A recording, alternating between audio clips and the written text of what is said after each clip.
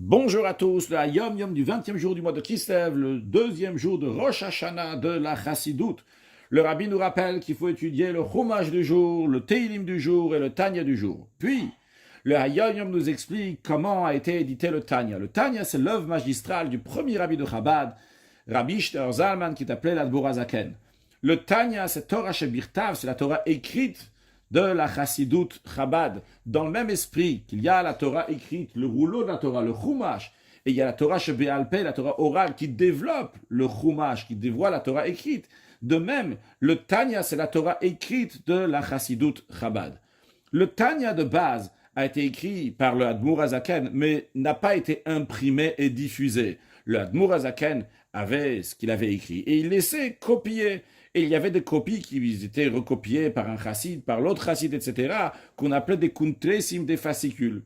Le problème qui est survenu était double. Premièrement, que les chassidim qui copiaient l'un de l'autre, eh bien, ils faisaient certaines erreurs. Donc, avec le temps, le livre de Tanya, qui était des kuntresim, ces fascicules-là, était rempli d'erreurs. Mais une deuxième chose, un deuxième problème est survenu, c'est que les adversaires de la chassidoute, qui étaient contre la diffusion de la chassidoute, ont profité que le livre du Tanya n'était pas imprimé, et ils en ont fait des copies, entre guillemets, parce que ils n'ont pas écrit ce qui est écrit dans le Tanya, ils ont écrit d'autres choses, ils ont changé certaines choses qui montraient comment l'Admour Hazaken et comment les chassidim étaient contre Dieu, la philosophie chassidique niait l'existence de Dieu, etc., ce qui n'était pas vrai en effet. Mais eux, ils écrivaient les livres comme ils voulaient, ces fascicules comme ils voulaient, vu que c'était pas imprimé. Personne ne pouvait prouver qu'à la base, dans le livre du Tanya original, il n'y a jamais écrit des bêtises comme les adversaires de la Chassidoute l'ont écrit. C'est les raisons pour lesquelles que l'Admour Hazaken a donné son accord pour imprimer le Tanya. Et là, Yom Yom nous dit que la première édition du Tanya, donc le Sefer Shel Benonim s'appelle le livre des hommes intermédiaires, a été achevé le mardi 20 Kislev 5557, ce qui correspond à 1796, dans la ville de Slovita. Cette première édition, elle comprenait deux parties du Tanya. La première partie qui s'appelle Sefer Shel Benonim, livre des hommes intermédiaires, puis la deuxième partie, l'introduction qui s'appelle le Chinuch Katan, et la deuxième partie qui s'appelle Shara Yichud Ve'aemuna, la porte, la manière pour arriver donc à le Yichud Hashem, l'union d'Hashem et la foi en Hachem. Alors, pour plus d'informations en ce qui concerne donc la manière et le moment que ça a été imprimé, à la base, le Admour Hazaken, lorsqu'il a donné d'imprimer le Tanya, il voulait que le Tanya va être imprimé dans le mois de Cheshvan 5557, non pas dans le mois de Kislev, car il voulait que déjà, quand ça va arriver le mois de Kislev, de manière plus précise, lorsque ça va arriver le 19e jour du mois de Kislev, qui est le jour de Iloula, du Maggid de Mezrich, le maître du Admour Hazaken, eh bien, les chassidim vont pouvoir étudier le Tanya. Mais le Tanya a été fini dans la ville de Slovita, même pas chez l'Admour Hazaken, a été fini dans la ville de Slovita le 20e jour du mois de Kislev.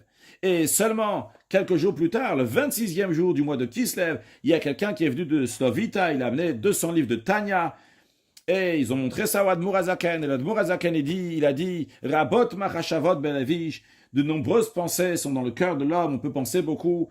Moi, personnellement, je voulais que le livre du Tanya va être fini et être prêt pour le début du mois de Kislev, de manière que lorsqu'il va arriver le 19e jour du mois de Kislev, qu'il a la Iloula de mon maître, le Maggid de Mezrich, on va pouvoir étudier dans le livre de Tanya. Mais concrètement, on va à Tzat Hashem Itakum, c'est la volonté de Dieu qui se maintient, qui est établie, et Dieu a voulu que ça va se finir le 20e jour du mois de Kislev. L'Admour Hazaken a dit 3 fois Chav Kislev, Chav Kislev, Chav Kislev, le 20e jour du mois de Kislev, et il a conclu tout ce que Dieu fait, c'est pour le bien. Bien, les chassidim ne savaient pas qu'est-ce que l'Admour Hazaken voulait dire. Pour l'instant, il n'y avait rien de spécial sur l'Admour Hazaken. L'Admour Hazaken n'avait pas été encore emprisonné, l'Admour Hazaken n'est pas encore sorti de prison, évidemment. Il n'y avait pas encore la fête de Yutet Kislev, c'est passé plus tard. Ça s'est donné seulement en 5557. L'année suivante, en 5558, le 20e jour du mois de Kislev, c'était Shabbat.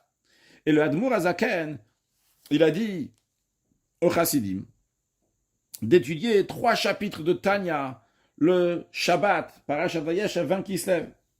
2 chapitres de la première partie du Tanya, de l'écouter à Marim, donc Sefer Shel Benonim, et un chapitre de la deuxième partie, Shara Yichud Va'emuna. Personne ne savait pourquoi. Un an plus tard, en 5559, donc en 1798, lorsque l'Admour Hazaken est sorti de prison, c'était le 19e jour du mois de Kislev. Mais par erreur, quand il est sorti mardi, vers la fin d'après-midi, par erreur, à la place qu'on amène chez le chassid, on l'a amené dans la maison d'un adversaire de la chassidoute. Et il est sorti de là-bas seulement quelques heures plus tard, dans la nuit de 20 Kislev. Et là, les chassidim ont compris pourquoi l'Admour Hazaken, il avait dit 20 Kislev, 20 Kislev, 20 Kislev. Tout ce que Dieu y fait, c'est pour le bien. En tous les cas, dans cette étape-là, en 5557, ce qui a été imprimé, c'était uniquement les deux premières parties du Tanya. La troisième partie du Tanya, Iger et Tatshuva, il y a deux versions. Il y a la version qu'on connaît, qu'on étudie aujourd'hui dans le Tanya, mais il y a aussi la première version qu'on a aussi aujourd'hui. On peut la voir. Alors, sa première version, elle a été imprimée pour la première fois dans la ville de Zalgvi en 5559, ce qui correspond à 1799. Puis, pour la première fois, ça a été éduqué dans la seconde édition, celle que nous avons aujourd'hui, en 5566, donc en 1806. Donc ça, c'est en ce qui concerne donc la troisième partie du Tanya. Maintenant, la quatrième partie du Tanya n'a pas été imprimée dans la vie du Admour Hazaken, du premier rabbi de Chabad. C'est les enfants du Admour Hazaken. Après qu'il a quitté le monde, ils ont décidé de rajouter au Tanya Iger et HaKodesh, donc des lettres saintes littéralement, donc plusieurs lettres, explications du Admour Hazaken, comme ils le disent dans l'introduction du Tanya d'ailleurs. Ils disent qu'ils ont rajouté ça, ainsi que le Kuntras Acharon al-Kama Prakim, donc ainsi que quelques fascicules sur le dernier chapitre, donc qui sont très très profonds. Eh bien, cette quatrième partie, on va dire cinquième partie, en tout cas cette partie-là, elle était imprimée la première fois dans la ville de Shklov en 5574, donc ce qui correspond à 1814, donc qui était après que l'Admour Hazaken a quitté le monde, vu qu'il est décédé en Tafkufaïn Gimel en 5573, en 1812. Maintenant, l'édition corrigée de ces quatre parties a été imprimée à Vilna par l'éditeur Rome, c'est le Rabbi Rachab, qui a demandé qu'on imprime ce Tanya-là en Tavresh Samer en 5660, donc qui correspond à 1900. D'ailleurs, cette édition est appelée l'édition de Tomchet Mimim Lubavitch, Tavresh Samer. Donc l'édition qui a été faite donc, par les yeshivas de Tomchet Mimim. Le Rabbi a demandé plusieurs fois que tous les Tanya qui vont imprimer basés sur cette édition-là. Par la suite, ça a été imprimé encore plein de fois, très très souvent. N'en parlons pas qu'en Tafshin même Gimel, en 5743, en 1983, le Rabbi a demandé d'imprimer le Tanya partout dans toutes les villes où il y a un juif qui est là-bas, le Tanya n'a pas encore été imprimé. Depuis, le Tanya a été imprimé plus que 6000 fois, 6000 éditions dans tous les endroits où il y a des juifs, que Dieu fasse que très prochainement on va mériter à cette époque-là que Mala Haaretz Dea et Hashem, que la terre sera remplie de connaissances de Dieu, Kamaim la Yamechasim, comme les eaux recouvrent les fonds de mer très prochainement avec la venue de Mashiach et dans les derniers instants de l'exil, à nous de diffuser la chassidoute par le Tanya et par les sichot du Rabbi et par toute la Torah Sheba'al Peh, Torah orale de la chassidoute, de manière que quand Mashiach il va venir, on sera prêt à l'accueillir et approfondir encore plus dans tous ces sujets de chassidoute avec la venue de Mashiach. Now, un excellent Yom